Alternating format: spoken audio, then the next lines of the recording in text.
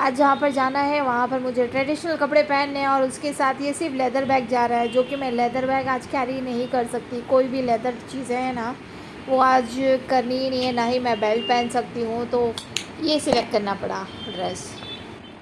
Hey guys, this is Reena once again. Welcome back to in my new vlog. So thank you so much to subscribe my channel और देखने के लिए बहुत बहुत thank you. और साथ ही में आज है मॉर्निंग में ही मैं उठकर नाश्ता पानी मेरा सब कुछ हो चुका है, फ्रेश हो चुकी हूँ और अब मैं तैयार यहाँ पर हो रही हूँ। तो आज जो भी कपड़े पहने हैं मैंने वो लेदर बैग उसमें, और लेदर की कोई भी चीज़ है ना नहीं जाएगी। सो यहाँ पर मैंने इस तरीके का फॉर्मल और कैजुअल दोनों ही पहन लिया, जिसके ऊपर मैं वो रेड बैग है ना कॉलेज वाला बैग मैं वैसे कैरी कर सकूँ। ज़्यादा बैग का कलेक्शन मेरे पास है नहीं, क्योंकि मतलब मुझे ज़्यादा बाहर आना जाना रहता नहीं है, तो फिर जस्ट रखे रखे वेस्ट हो जाता है। ऐसा मेरे साथ ऑलरेडी हो चुका है, जो मेरे 2-4 बैग ख़राब हो चुके हैं, तो इसके लिए फिर मैं ज़्यादा बैग का कलेक्शन फ़िलहाल के लिए तो मेरे पास नहीं रखती हूँ। तो यहाँ पर मैं तैयार हो चुकी हूँ वैष्णो देवी, मुंबई का वैष्णो देवी मंदिर जाने के लिए। बहुत लोगों को पता भी होगा कि मुंबई में भी वैष्णो देवी मंदिर है, और वो है सिचुएटेड है मलाड में। तो मैं यहाँ पर तैयार हो चुकी हूँ निकलने के लिए।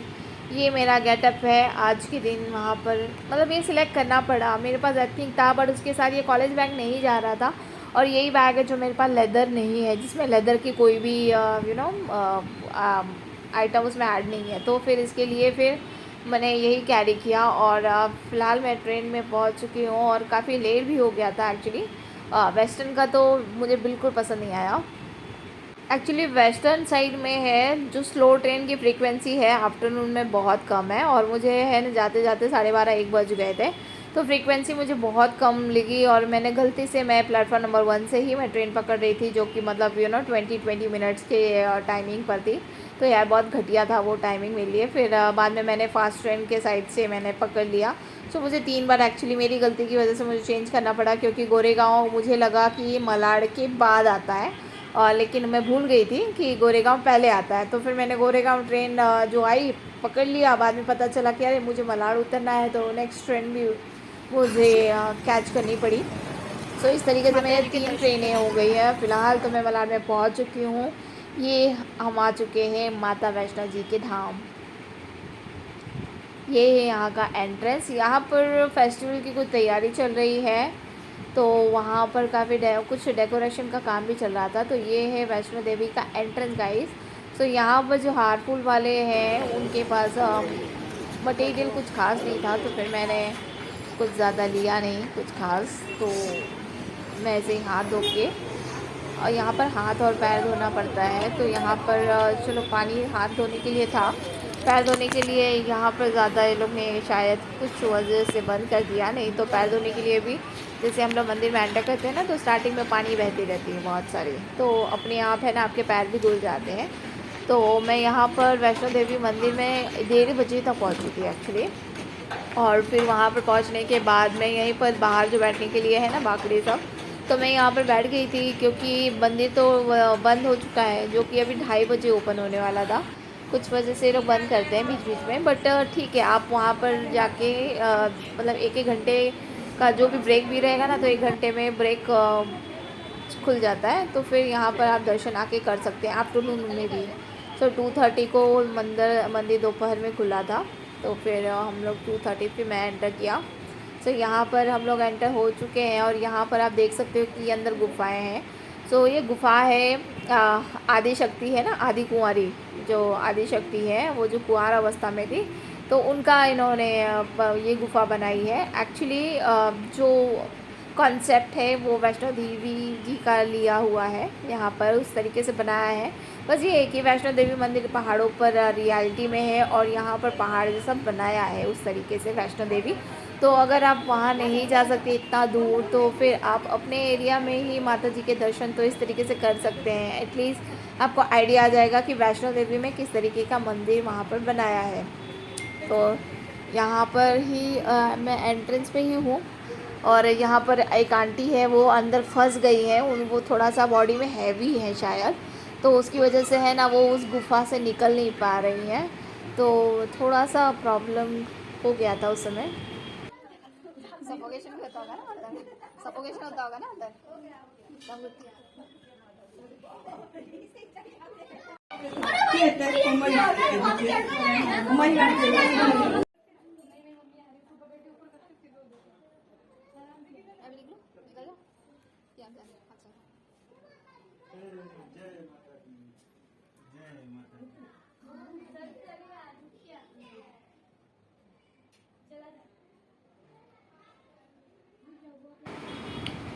ये आप देख सकते हो इस तरीके से यहाँ पर है ना एंट्रेंस बनाया है। तो ये गुफ़ा तो गुफ़ा जैसा है, तो 2-3 गुफ़ाएं आपको क्रॉस करके और फिर आपको दर्शन करने जाना पड़ता है। तो इस तरीके से छोटी सी गुफ़ा है। और आपकी बॉडी अगर हैवी है तो शायद आपको थोड़ा सा निकलने में प्रॉब्लम हो, बट अदरवाइज़ इतना भी कुछ वो नहीं है। बट अच्छा बनाया है, आपको आइडियाज़ आ जाता है कि मतलब वैष्णो देवी एक्चुअली टेम्पल में आप वहाँ पर जाएंगे तो देखने के लिए किस तरीके से कैसे स्टेप बाय स्टेप वहाँ पर बनाया गया है। तो यहाँ पर एक्चुअली फाइनली मैं यहाँ से निकल गई हूँ इस गुफ़ा से।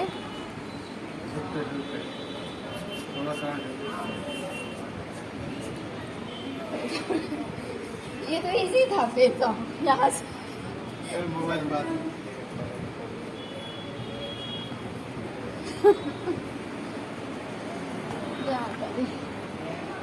गुफाएं यहाँ की इस मंदिर को काफ़ी यूनिक बनाती है, बहुत अच्छा बनाती है। तो यहाँ पर अभी ये दूसरी गुफा है, यहाँ पर पूरा पानी बह रहा है और इस पानी में ही आपको जाना पड़ता है। यहाँ तो चलो आज गर्दी नहीं थी, लेकिन जब जब यहाँ पर गर्दी होती है नवरात्रि के टाइम पे या फिर शुक्रवार के दिन और मंगलवार के दिन, तो मतलब आपको बोलते हैं ना जिन्हें इतना मतलब गुफा में कंजस्टेड में चलने की आदत नहीं है, सफोकेशन होता है, वो लोग तो उस दिन गर्दी जिस दिन बहुत रश होता है उस दिन तो मत आए, क्योंकि बहुत ज़्यादा ही आपको बहुत टाइम तक गुफा में स्टक हो सकते हैं वहाँ पर। तो उस हिसाब से देखने जाए तो आपको वो सब चीज़ें सोच कर आनी चाहिए। बट अदरवाइज़ ये आपको एक लाइव वैष्णो देवी मुंबई में देखने के लिए मिल जाता है। अच्छा यार, मतलब सीरियसली बता रही हूँ कि वैष्णो देवी की यात्रा बहुत ही सही नसीब वाले होते हैं जो लोग सही में कर लेते हैं। हमने किया था, बहुत टाइम पहले किया था, और आज जो हुई है, मतलब ये एक्चुअली मैं ये मंदिर में बहुत बार आ चुकी हूँ। सो इस बार भी मैं काफ़ी सोच रही थी कि अकेली आऊँ, और मेरे माइंड में क्या चल रहा है, क्या डिफ़िकल्टीज़ है, क्या सोच रही हूँ। तो मेरी जितनी भी प्रॉब्लम्स है वो मैं यहाँ पर रखने आई थी माता जी के सामने चरणों में। वो देखे, वो करे, वो जाने, मेरी लाइफ का सब कुछ मैं उन्हें उनके हाथ में छोड़ दिया है। तो इसके लिए फिर यहाँ पर मतलब काफ़ी शांति मिली और मेरी सारी चीज़ों का मुझे सॉल्यूशन मिल गया। और सही में माता जी है ना, मतलब प्रकृति ने जो आपके नसीब में लिख दिया है वो आपको कैसे भी मिल जाता है। जो बल्कि उसे रोकने की कोशिश करता है या अड़चन उत्पन्न करता है, माता जी प्रकृति उसको नष्ट कर देती है। ये मुझे आज ही पंडित जी ने बताया। मैं एक पंडित जी के पास भी मिलने के लिए गई थी। ये माता जी के दर्शन है, पहले आप वो कर लीजिए।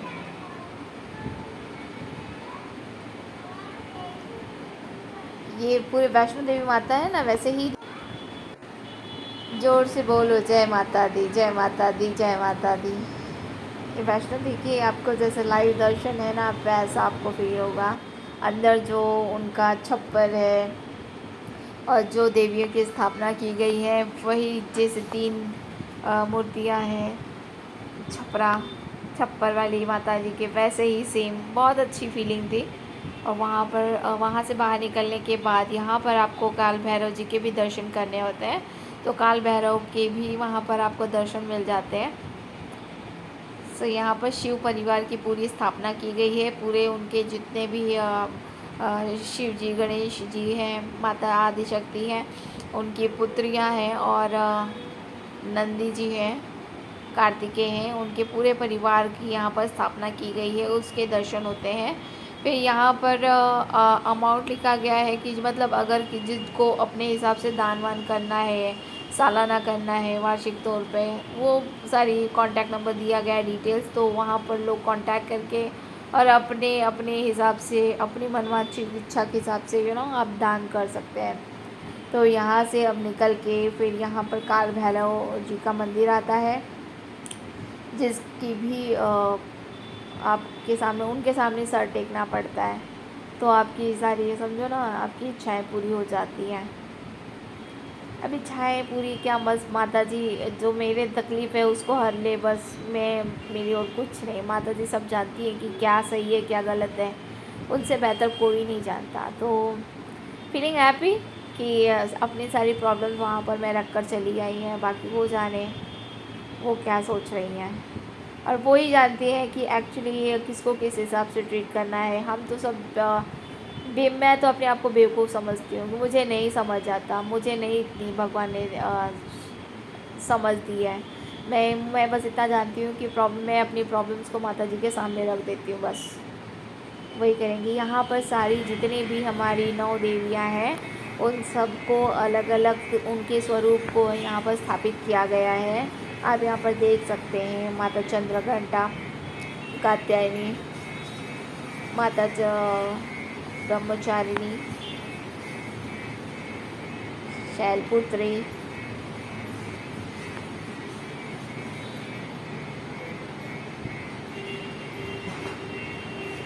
माता सिद्धरात्रि, कालरात्रि, और जितनी भी 9 देवियाँ हैं, माँ कात्यायनी आप देख सकते हैं। तो इन सारी 9 देवियों की यहाँ पर स्थापना की गई है। एंड सीरियसली आप एक बार जाएंगे, आपको बहुत अच्छा लगेगा। शुरुआत में मैं भी गई थी तो मेरे लिए फ़र्स्ट टाइम ये एक्सपीरियंस था, बट अच्छा था। समथिंग यूनिक बनाया हुआ है, बहुत अच्छी तरीके से बनाया हुआ है, तो बहुत ही अच्छा है। सो आप अगर वहाँ पर मुंबई में है तो आप एक बार तो विज़िट करना तो बनता है। वहाँ पर आप जाके वहाँ पर विज़िट कीजिए और अपने मन की सारी जितनी भी चिंताएं ना वहाँ पर छोड़ कर आ जाइए। माता जी सब संभालेंगी, उनसे आगे कोई नहीं है। जिसने प्रकृति को जन्म दिया उससे आगे कोई है ही नहीं। इन्होंने जन्म दिया और यही जानती है कि क्या सही है क्या गलत है हमारे लिए। तो यहाँ पर बाहर आकर इस तरीके का एंट्रेंस है यहाँ पर। तो ये है हमारे माता वैष्णो देवी के दर्शन। और माँ काली जी की भी स्थापना वहाँ पर बाहर एंट्रेंस पे ही की गई है। तो वहाँ के भी आपको माँ काली जी के भी अलग से आपको दर्शन हो जाते हैं वहीं पर। यहाँ पर मैंने लॉकर में अपना बैग रख दिया था, एक्चुअली मेरा सेल फ़ोन भी था, तो फिर अंदर मैं उस पर मुझे निकालने का मन नहीं था, एक्चुअली 2 फ़ोन यूज़ करने की इच्छा नहीं थी, तो इसलिए मैंने बैग यहीं पर होल्ड कर दिया। फिर वहाँ से फिर मैं यहाँ पर स्टेशन में आ गई। तो ये दादर स्टेशन का है सीन। और दादर स्टेशन पे यहाँ पर काफ़ी ठीक ठाक गर्दी थी एक्चुअली। यहाँ पर इस समय तो फिर भी कम है एक्चुअली। मुझे बज गए थे 4 और घर पे पहुँचते पहुँचते मुझे बज गए थे 4:45। तो यहाँ पर मैं दादर स्टेशन पे उतरी हूँ। यहाँ पर वेस्टर्न लाइन की जो एलिवेटर की फैसिलिटी है वो मुझे बहुत पसंद आई, और जो कि हर जगह आपको हर प्लेटफॉर्म पे 2-3 जब मिल जाएंगे, ताकि इससे अच्छा मतलब गर्दी बहुत कम हो जाती है। और वही जो सेंट्रल लाइन में है ना, सेंट्रल लाइन में आपको नीचे उतरने के लिए एलिवेटर दिया गया है, चढ़ने के लिए नहीं है। मतलब कुछ उल्टा ही पता नहीं उनका दिमाग लगाया गया है, स्पेशली मेरे स्टेशन पर तो है कलवा में गाइस। तो यहाँ पर मैं घर पे पहुँच चुकी हूँ और फिर hey guys, welcome back again in the same blog. So अभी बज रहे हैं, एक्चुअली शाम के बज रहे हैं 7:30, और मैं आ चुकी थी 5:30 बजे तक आ गई थी घर पे। और थोड़ा सा नींद लगी थी तो मैं सो गई थी, तो अभी मैं उठी हूँ तो काफ़ी फ्रेश फील कर रही हूँ। जाके मुझे बहुत अच्छा लगा, एक्चुअली मेरा मन हल्का हो गया वहाँ पर जाके। तो वहाँ पर गई थी तो थोड़ा सा मंदिर का दरवाज़ा बंद था, तो मुझे 1 घंटे का वेट करना पड़ा था। तो वहाँ पर एक आंटी जी आई थी, उनसे थोड़ी सी बात करते हुए गपशप हो गई थी, तो अपने घर की प्रॉब्लम्स बता रही थी। तो वहाँ पर मतलब उनकी बहुत मुश्किल से उनको एक औलाद हुई थी, और जैसे उसकी शादी हुई तो फिर उसको जो बीवी मिली थोड़ी सी गरम मिजाज की थी वो मिली, वो सब बता रही थी। फिर मतलब उनको एक फटाफट मतलब उनको एक नाती पोता हो गया। फिर उनको वैसे कोई टेंशन नहीं थी, सिर्फ गरीबी की प्रॉब्लम थी कि कम पैसे से नहीं चल रहा था। तो मैं ऐसे बहुत मेरे दिमाग में वही सब ख्याल आ रहे थे कि यार बहुत लोगों के ना, हर किसी के लाइफ में ना हर अलग अलग तरीके की तकलीफें होती हैं, ठीक है। कोई सास से परेशान, कोई ननद से परेशान, कोई बहू से परेशान कोई गरीबी से परेशान, कोई ये था। तो मैं ये सोचती थी यार कि मतलब यहाँ पर तो भगवान ने हमें मुझे तो इतना अच्छा हाथ दिया है, मुझे एजुकेशन दिया है, मैं इतनी मतलब दुनियादारी मैंने की है, मैंने कमाना मैं जानती हूँ, मैं बाहर निकल के अपने अपने लिए एक जिंदगी खड़ी कर सकती हूँ। तो इतना क्यों मुझे ज्यादा सोचने की जरूरत है, मैं क्यों इतना ज्यादा सोच रही हूँ? जरूरत नहीं है एक्चुअली, क्योंकि हम बहुत अच्छे कैपेबल हैं अपनी लाइफ को चलाने के लिए। तो वो मेरे सब दिमाग में चल रहा था कि सबको प्रॉब्लम्स हैं, सबका सोल्यूशन है। और साथ ही मतलब मैं वहां पर मंदिर जाने के पहले मैं एक पंडित जी के पास भी गई थी आउट करने के लिए। तो उनसे भी मैंने उसी सब चीजों को लेकर बात किया। तो मैंने सारी मेरे घर की राम कथा सुनाई उन्होंने। तो एक्चुअली क्या होता है कि हम लोग मैं अभी जैसे मेरी कुंडली देखती हूँ, ठीक है, तो मैं इमोशनल होकर देखूंगी को बहुत सारी चीजों को मैं इमोशनली कनेक्ट होकर मैं उसके बारे में सोचूंगी। तो शायद मैं है ना उतनी अच्छी जजमेंट नहीं पास कर पाऊँ जितना एक पल के लिए लगता है कि किसी और से भी एक बार दिखवा ले, उनकी राय क्या, उनको क्या लगता है मेरी कुंडली को लेकर, कुछ अलग है क्या। तो फिर वहां पर भी गई ये सब बातों को दिमाग में रख के। तो वहां पर भी उनके जो बातें थी ना, उन्होंने मुझे बहुत अंदर इंटरनली काफी सेटिस्फाइड किया। तो उनको मैंने सबका बताया। तो उनका भी ये कहना था कि देखो आपके नसीब में है, ये मैंने इतना बता दिया कि है, जो मुझे पता है क्योंकि कुंडली देख के मैंने भी वो देखा, वही चीज मैंने भी देखी है। लेकिन दूसरे का ओपिनियन एक बार लगता है ना कि ले लेना चाहिए। तो फिर उन्होंने भी वही बताया कि है तुम्हारा, ठीक है। और रही बात है ना कि उसको तुम्हें ऐसा लग रहा है कि कोई इसमें बीच में अड़चन डाल रहा है, तकलीफ दे रहा है, तो उन्होंने ये भी यही कहा कि पूरा ये जो जगत जननी है माँ अम्बे माँ, ठीक है, माँ दुर्गा जो है वो जगत जननी है, उन्होंने ही सबका नसीब लिखा है। उनके उनकी लेखनी के आगे किसी की नहीं है, ठीक है। और उनका लिखा हुआ है ना, सिर्फ वही बदल सकती है और कोई नहीं बदल सकता है। और वो अगर उनका बदला हुआ कोई इंसान अगर बदलना चाहे ना, या फिर उसमें कुछ रुकावट उत्पन्न करे, अवरोध उत्पन्न करे अपने ही हिसाब से, तो माता जी उसे नष्ट कर देती हैं। उनकी ये जो शब्द थे ना, ये मैंने उस समय सुन लिया और मैं वहां से निकल गई। तो उस समय मुझे उतना नहीं ये क्लिक किया था। मैं बाहर आने के बाद मैं उस पर काफी मंथन कर रही थी कि उन्होंने ऐसा शब्द बोला, उसका मतलब क्या था। और साथ ही में उन्होंने ये भी मुझे बोला ना कि आजकल के डेट में जो लोगों को इतनी छोटी छोटी उम्र में इतनी बीमारियां हो रही हैं, ठीक है, कितने लोगों से 16-16 साल की उम्र में लोगों को ब्लड प्रेशर हो रहे हैं, डायबिटीज हो रहा है, स्किन डिजीज हो रहा है, हड्डियों की प्रॉब्लम्स हो रही है, मेंटल इश्यूज हो रहे हैं, डिप्रेशन हो रहे हैं, बहुत लोगों को प्रॉब्लम्स हो रही है। तो ये सारे का रीजन ये होता है, वो उन्होंने ही कहा कि मतलब आजकल लोगों को इतनी सारी प्रॉब्लम्स क्यों होती हैं कि लोगों को दया आती है ऐसे लोगों पर, लेकिन दया नहीं आनी चाहिए। इन्होंने बुरा किया होता है, मतलब ये किसी की भी लाइफ में कोई रुकावट करता है या कुछ भी अवरोध उत्पन्न करता है ना, ऊपर बोलता किस्मत के लिखे हुए को, या किसी के भी इसमें अड़चन डालता है और गलत प्रयोग करता है, गलत चीजें करता है, उनको है ना प्रकृति अपने आप दंड देती है। तो किसी प्रकृति को मतलब माता जी पे छोड़ देना चाहिए, अम्बे माँ पे। तो मुझे उनकी बात बहुत सही लगी कि यार जिंदगी किसने बनाई, सृष्टि किसने बनाई, जिसने बनाई है उसने जो लिखा है, हमारा काम है, हमें कुंडली देखनी आती है तो हम देखते हैं, और जो उसमें लिखा है उसको हम पढ़ते हैं, ठीक है। तो अब जब लिखा है उन्होंने, तो छोड़ना भी आना चाहिए उनके ऊपर। और रही बात है कि लोग आपको मेंटली टॉर्चर करें या फिर कुछ आपके काम में रुकावट डालें, तो भाई वो ऊपर वाला जानता है, जब उसने लिखा है तो वो पूरा करेगा। और प्रकृति के साथ जिसको खिलवाड़ करना है, ऊपर माता जी के बनाए हुए नियमों के खिलाफ जिसको जाना है वो जाए, तो उसको तो वही देख ले। तो कुछ चीजें छोड़नी चाहिए बस। यहाँ पर एक्चुअली मुझे छोड़ने के लिए एक प्रोत्साहन मिला जाकर वहां पर, तो मुझे मन को काफी, कलेजे को ठंडक पड़ी कि लाइफ बहुत अच्छी है और आप बस जियो, उस पर ध्यान दो जीने पे, ना कि इन सब चीजों पे। जो आपका खराब करेगा उसका अनिष्ट ऊपर वाला ही देखे, मतलब अच्छा करना है बुरा करना है वो माता जी ही देखे। तो बहुत ही सही लगा मुझे उनकी बातें कि सही में आजकल के डेट में लोगों को कितनी छोटी छोटी उम्र में है ना क्या क्या प्रॉब्लम्स हो रही हैं। तो हमें क्या लगता है अरे बेचारा मर गया, अरे बेचारे के साथ ये हुआ ऐसे, अरे इतनी सी उम्र में उसको कैसे इतना तकलीफ दे दिया, रास्ते पे चलते चलते आदमी ऑफ हो गया। तो ये जो होते हैं तो इन्होंने कुछ ना कुछ गलत किसी के साथ कुछ किया रहता है, कहीं ना कहीं द्वेष रखा होता है, उन्हीं के साथ ही ये सब होता है। और मैंने सही में देखा है कि ये लोग जो गलत करते हैं ना उनको बोलता है ना स्किन डिजीज सड़ते हुए देखा है। मैंने मतलब मैं जानती हूँ ऐसे लोगों को कि चोरी करके खाते थे और उनको स्किन की प्रॉब्लम्स हुई है।